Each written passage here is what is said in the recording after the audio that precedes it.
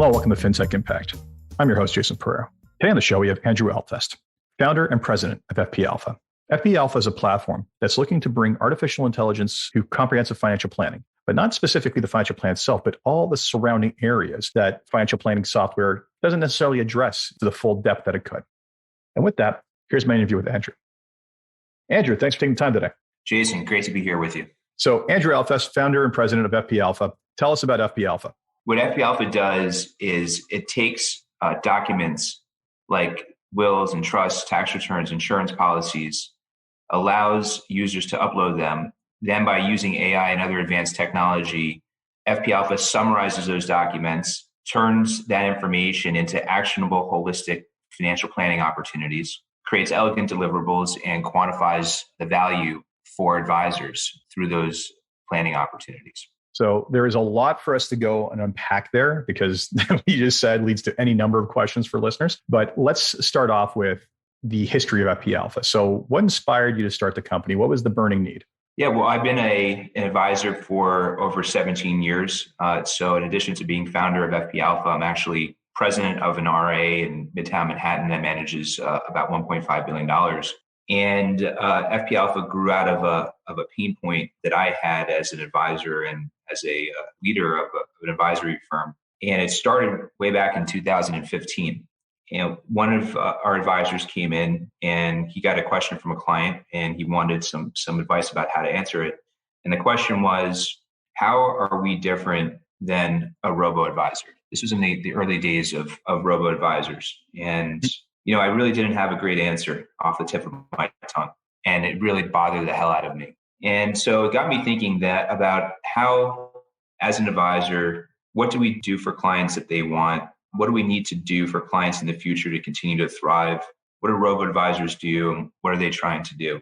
And I got to this answer that what we do as advisors is that we provide a premium wealth management experience, and we charge more, sure, but we provide so much more value for that fee that we charge. And so at Altfest, as advisors, our clients are asking us for more help with all sorts of areas of planning, with tax and estate and insurance and lending. And we're happy to provide that help. And prospects love that help too. It was driving our conversion rates way up by having these conversations well beyond just focusing on their portfolios. But providing help in these areas was crushing us. We just couldn't scale the work. And so what I was doing to be able to work to provide these services to our client base was I was working with attorneys and accountants and insurance brokers to build checklists and pages of checklists. And I was working through family vacations. And then I was having our team read documents and wills and trusts and tax returns and insurance policies. And it's great work to do if you want to double your workforce, but I couldn't scale the work.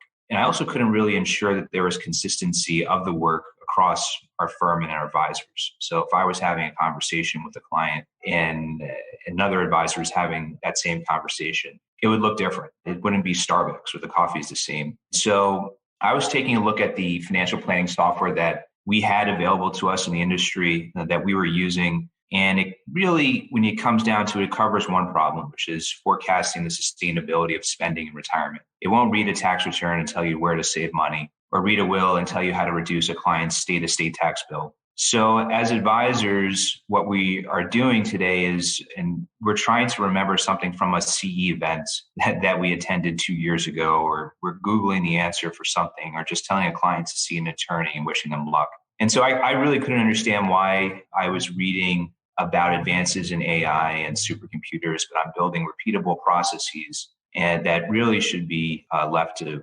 software. And it felt like I was building road atlases in a day and age when we have Waze, which will tell you how to get from point A to B in the shortest amount of time. So just way too much thinking on my own. So that was the genesis of FP Alpha. And I started to network within the tech community. Ultimately, I met our CTO, who has a background in AI development. And we built the first beta version of FP Alpha. It was in use at our wealth management firm since 2018. We refined the product and ultimately launched it a little over a year ago at the T3 conference. And we have a lot of traction, users, people who are using our software to save time, to close business, to charge more for their services that they are providing and expand into new services, and are very invested in our roadmap. And it's a very exciting time, a time in which we're doing things that are first of their kind. And so there's a lot of just pushing boundaries, a lot of innovation. We're completely complementary to the software that is on the market today, retirement software. And so we're doing things that are first of its kind. And so it makes it very fun and to try to imagine what will be helpful to the industry that doesn't exist today. So my goal, Jason, is to give all advisors a permanent edge over inferior competitors. I want to provide something that is unique to advisors and showcases our value add. And I want to make us indispensable to our clients today and into the future so that my child, who is one, can be a financial advisor 20 years from now, just like my parents, who are both financial advisors, help provide an opportunity for me to enter the profession. And so this has consumed me, and it's what I want to give to my peers. And we're really focused on trying to evolve financial planning into what I consider version 2.0, which from where it is today, which is really retirement planning. It's a holistic planning, complete wellness, where we can help clients with all their financial planning issues, but do that with minimal time by using advanced technology. And this is important to know because it will tell you where our roadmap is headed. Because as much as we do today, there's so much more that we're adding to the software. So that's a little bit about my journey and in terms of how we got here today and what we're working on. And I'll tell you, when we first met and had the discussion about what it is you guys were working on, I thought to myself, oh man, first off, I've seen artificial intelligence applied to other areas like financial planning software. And I think that's incredibly exciting because the amount of time it takes to do that. And there's so many financial planning software options out there, especially in the US, that are good to great and really do the work well. But what you've been looking at with this is every area outside of that retirement illustration module, where essentially, you're talking about tax, you're talking about estate, you're talking about expanding that to every other section that we look at as advisors. And when we first talked, they're like, well, that was the semi-obvious gap in the market, was everybody's been focusing on the one value prop of financial planning as opposed to the entire comprehensive approach. And I was very excited to see you guys applying artificial intelligence to that, because further to your comment about how to differentiate from robos, it's more so, I said this before on the podcast, is that we as planners often, or advisors, just confuse our value sometimes. It's not in the heavy lifting of setting up accounts or managing the portfolios day to day or spending 10 hours as is benchmarked by Kit says to produce a financial plan. It's not in the heavy lifting. That is all the stuff that was the necessary evil work of getting to the end result of the diversified portfolio, the solid financial plan, the tax plan, all of that. That's all the heavy work that could have been systemized digitally, probably not a long time ago, but that was the end result, was that the heavy work is going to be taken away from us, just like every other form of automation in this world. And some people are incredibly threatened by that, where they see this software and say, well, what does the client need me for? And my response is at the end of the day, I don't know, it's going to take a very unique type of person to take all their advice from a robot. I'm just saying, it's the end of the day, the human being is not going to match up with the digital output. If anything, they're still going to need an expert who understands the why of what that platform arrived at. It's telling me to do this with my taxes. Why is it telling me to do that? Is that actually in line with what the client as a person is going to be okay with doing, right? Because sometimes the recommendations just are things that just don't sit well with them behaviorally, right? So if anything, I'm truly excited by all this stuff because it is going to liberate so much more time to be client facing and actually work with them to better their lives as opposed to just doing heavy lifting. So that's my diatribe on why I'm so excited about the stuff that you guys are working on. So you already touched on some examples. Let's talk about some actual legitimate examples of the modules you've built so far and the value props. And I have the client engagement tools section of your website open up as a cheat sheet. So let's just go start top bottom, if that's okay with you. So the first piece is your tax snapshot. This is your newest one. I got to sit on the actual announcement of this and was impressed. So tell me about how the tax snapshot works. Yeah, so the tax snapshot it's a really cool new development. And what it does in a nutshell is it allows an advisor to take a client's tax return, upload it through our software. That tax return is read in a very short period of time. And the information from that tax return is extracted and summarized. And it's summarized appropriate for the client of an advisor, a typical high net worth client, and even a client that is more affluent, like any client from a Henry to a complex business owner. And then it's combined with recommendations that were built in the case of tax by over half a dozen CPAs. And so the algorithms, the information is combined with algorithms that CPAs built that lead to planning recommendations as to how to reduce taxes. So it's creating a couple of wow moments. The first is clients don't understand what's going on in their tax return, right? It's like this document with all these technical words they don't know, AGI and taxable income, all sorts of things like that. And so we can summarize it in an easy way through FP Alpha. The second wow moment is, well, I've given you my tax return. Now, what can I be doing better?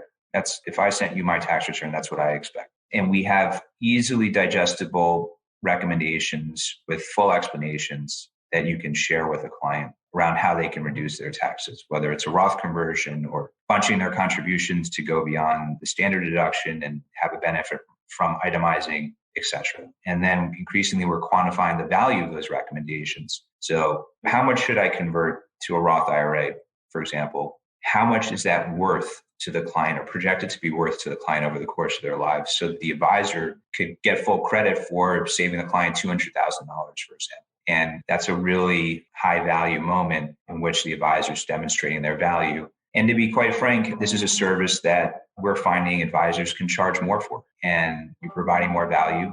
You can take a piece of the value that you are providing in the form of a higher fee. And that's what I've done as an advisor myself, in addition to our users. Well, it makes sense. Now we're back to the differentiation piece, right? Which will only be expanded upon by some of the other stuff. So you've done the entire tax piece, which is fantastic. I mean, I've always said for years, the investing is one thing, but if I can move the needle on taxation, my God, is that going to have an impact? And in addition to that, I can't control markets, but there are certain things in tax filings we can absolutely control, and they have a massive impact. So helping uncover, I mean, the fact that you've gone to so many subject matter experts and helped uncover things that are very easily missed, and especially, my goodness, in U.S. tax code, which when you're involved in the cross-border multinational space, you get to see tax codes in a couple of countries, and man, do you guys win the cake for complexity. It is nuts. So you focused on tax there. Talk to me about the estate planning pieces you built now as a secondary offshoot. Yeah, so in estate planning, it works in a similar way. We allow users to take their clients' legal documents, a will, a trust, upload those documents through FP Alpha. FP Alpha uses AI to extract information from those documents and understand what that information is, which is, you have different attorneys who can write things in different ways. So that information is understood through the AI, the natural language processing that's in FP Alpha. And then that information is combined with algorithms that were built, again, by over half a dozen attorneys. And then recommendations around planning opportunities are provided to advisors. And so, perhaps this client lives in New York and their net worth just grew over the New York state exemption, and they're now subject to that nasty New York state estate tax that went over the cliff and have no idea about it. And by utilizing simple planning strategies, you can save a client $500,000 or more. So that's what we're doing within estate. Again, we're taking something that's normally very complicated, that takes a lot of time to provide, and we turn that into something that is much simpler and easier to provide, and allows you to provide it not just to your Rockefeller client, but to all of your clients. And that's what we're after. So I can even tell you, I was using this for a client that I personally work with, and he was the typical executive. So when he came into our office, he was as a new client, he sat at the head of the table. So that's the executive. There's the power move. Our office, but he's at the head of the table. So great guy, very well accomplished. He had very defined goals. I want $10 million by this age, goal-oriented. And he needed help in many areas. So he had a young family. He had a child with his first wife, another with his second wife that he is now married to. And he had lots of areas he needed help with. He didn't have enough life insurance. He didn't have enough disability insurance. He had equity compensation, great tax planning around opportunities around that compensation. So lots for FP Alpha to help with. He said, I need help in all my areas of planning except one area, which is estate planning. And that's because I just had my will done. So we eventually got to estate planning, gave us his will, gave us his revocable trust, and we uploaded it through FP Alpha. Now, what we found and what FP Alpha alerted us to is that he was leaving everything to his second spouse outright, which in effect means that he was disinheriting the child from his first marriage. There are also other things within the estate plan. He had minor children. They were named as trustees of their trust. Lots of things in there that shouldn't have been in there. And I really think estate planning in general is going to be this is going to grow this year to be a once in a lifetime opportunity to help clients with all the legislation that we have coming down the pike. But we went on to upload in the tax return, finding tax planning opportunities. So these are all services that you can charge more for. What in a very short amount of time, in an hour, you can do through FP Alpha has tremendous value. And it's really life-changing. I mean, if you just imagine this individual, if he had passed away and he had disinherited his first child, what she would have felt like. So the tremendous value that you're providing and we're providing as advisors, just well beyond portfolio management. And no matter how you're charging for it, AUM fee or retainer fee, the average fee out there is an investment management focus fee, and maybe some retirement planning, added. But if you're bringing all these other areas to the table, you really can be charging at the upper end because you're providing so much more value. And as a result, we've repriced our services. I agree. I mean, the best way to win the pricing against commodities is not to be a commodity, right? At the end of the day, you've created a very differentiated service to provide a tremendous value. And that simple example, as I always say too, when I get questions about, well, why you versus the cheaper option? It's like, well, let's discuss value for money. If you're looking for someone to execute investments at the cheapest level, then an advisor is not your option. Like, go to a robo. I have no problem with them. They're great for a purpose. But if you want someone to comprehensively look at your life, which, by the way, the example you just gave is a perfect one of, you know what? He went and got his estate planning done in a silo. That silo failed to consider all the other dynamics going on in his life. And unless you have someone being the air traffic controller at 50,000 feet of all the different areas of your financial planning life, it's going to lead to suboptimal outcomes. In some case, catastrophic suboptimal outcomes. So right up my alley. Again, one of these things where I think one of the first things I said to you is like, any plans on coming to Canada? I say that as a joke because I know you have no plans. Most American firms don't. But nevertheless, leaves me incredibly jealous of what you guys are playing with down there. And, let's go back and contemplate how long it would have taken, right? I mean, I'm not going to beat the insights, no matter how many wills I read, I'm not going to beat the insights of a couple of dozen seasoned estate planners who basically write these things at a very highly proficient level. I'm not going to beat the insights of a bunch of accountants who deal with the complexities of tax on a daily basis. Yes, I'll be able to provide value and learn a bunch of tricks myself as an individual and get to a certain level of proficiency. But my goodness, to have all that distilled into something where I can upload a PDF and have it spit out within less than a minute, here's the reality of the situation, and you need to look in these areas and tell me where to shoot. Hugely valuable. Yeah, Jason, I know I'm preaching to the choir, and we'll get to Canada one day. So, and we'll I'm your first purchase. Good stuff. Yeah. So I mean, correct me if I'm wrong, those are the two major areas you've tackled thus far, tax and estate, correct? Have you looked, where else do you plan on going with this at this point without giving away too much of your roadmap? Yeah, so it's an incredibly fun and fruitful time for us. And we're doing many things. And so we have tax estate, we're extending, and we have insurance. We cover all aspects of personal insurance and lending.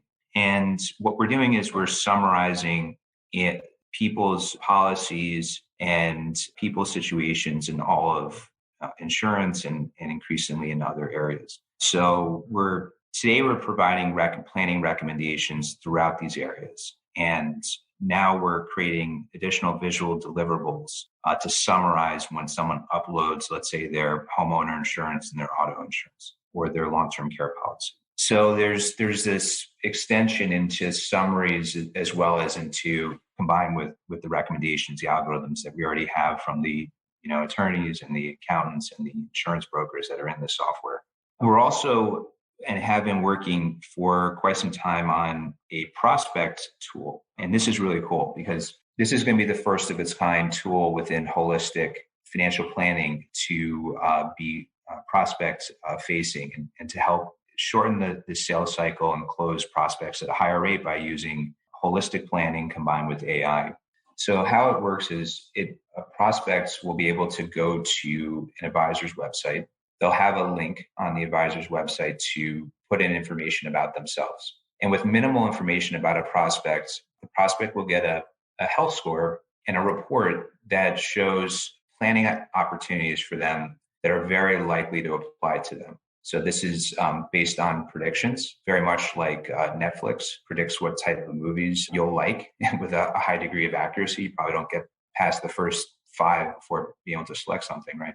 And we'll be able to predict what planning opportunities are relevant to a potential client with minimal information. Now, the advisor will get that same information and a lot more, that same report.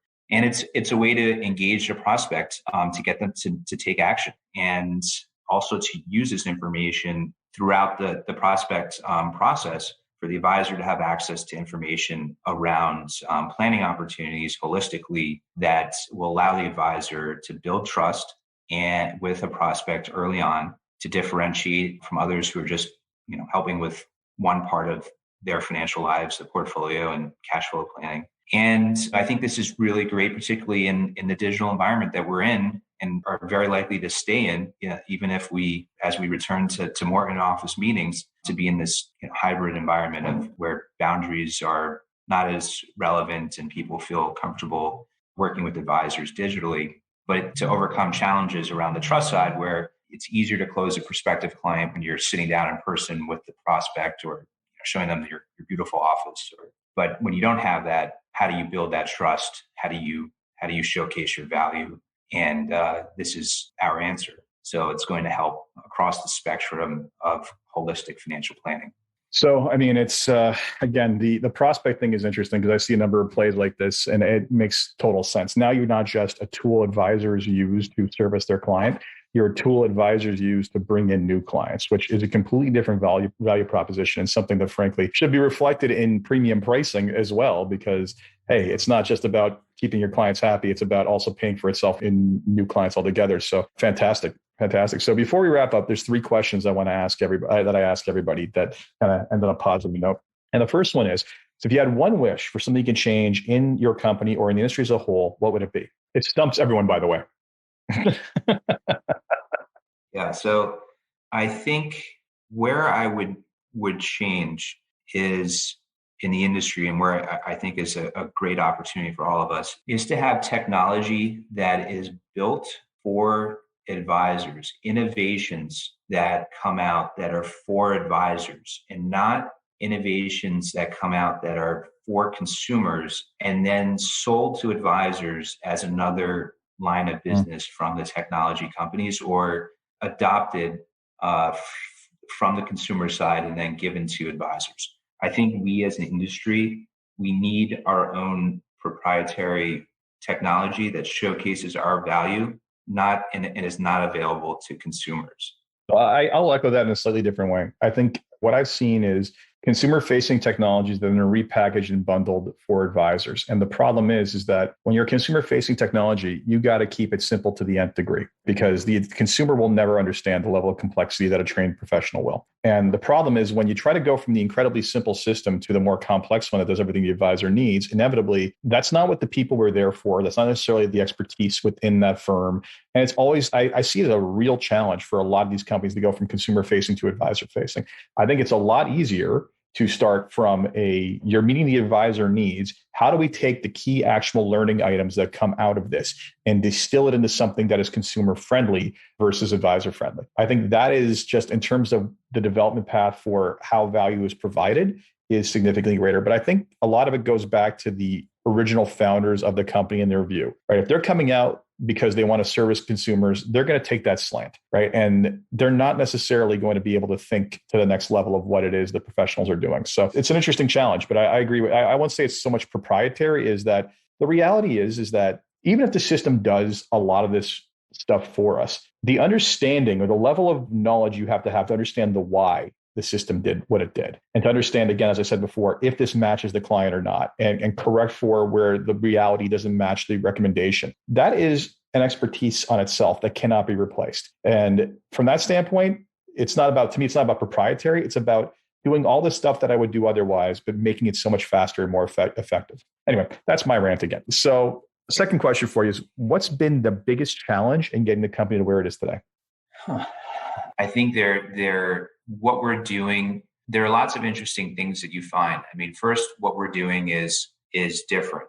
And I didn't want to create software that existed. I didn't want to try to make a slightly better version of something that was already on the market. And as a result, when you create something that's different, you get some challenges in terms of just how to explain it. I mean, so that's always, I think, a challenge when you're creating a new category and you're innovating. And so how do you explain, holistic planning and the automation of documents and to recommendations? And how do you explain that so people get it right away?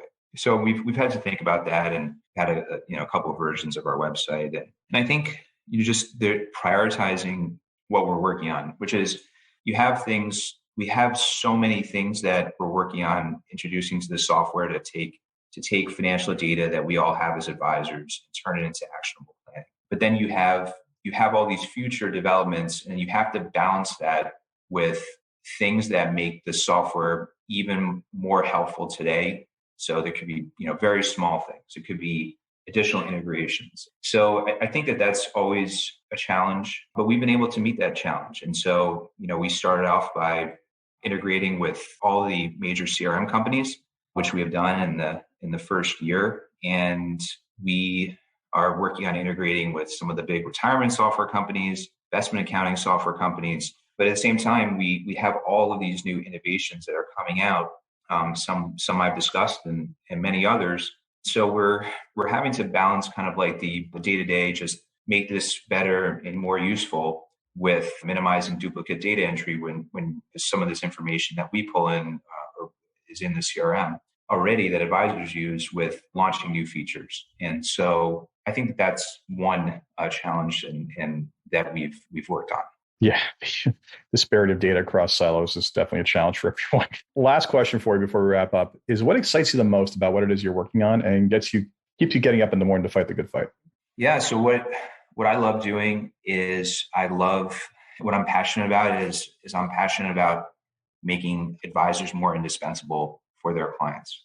And that's my goal. This is what I consider to be my contribution to the profession, helping peers help their clients. And I'm simply driven by that. I'm simply driven by making sure that as advisors, that we have a very successful future as an industry, that we are even more indispensable to our clients, that we're not going to be travel agents and replaced by technology, but that we're going to be enhanced and by the technology that's out there to provide a more indispensable service. So that's what I love doing. That's what gets me out of bed and making this all-consuming, initiative that I am working on and have been working on for a number of years.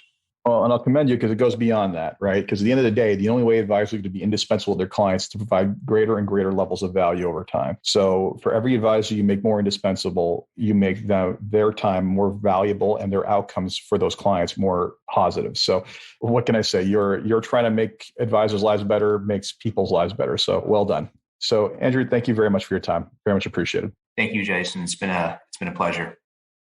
And that was my interview with Andrew Altfest of FP Alpha. I sincerely hope you take the time to go check out what it is they're working on. It is truly, truly exciting, and I'm very excited to see where it goes and hope to one day have such technologies at my disposal. As always, if you enjoyed this podcast, please leave a review on iTunes, Stitcher, or wherever you get your podcasts. Until next time, take care.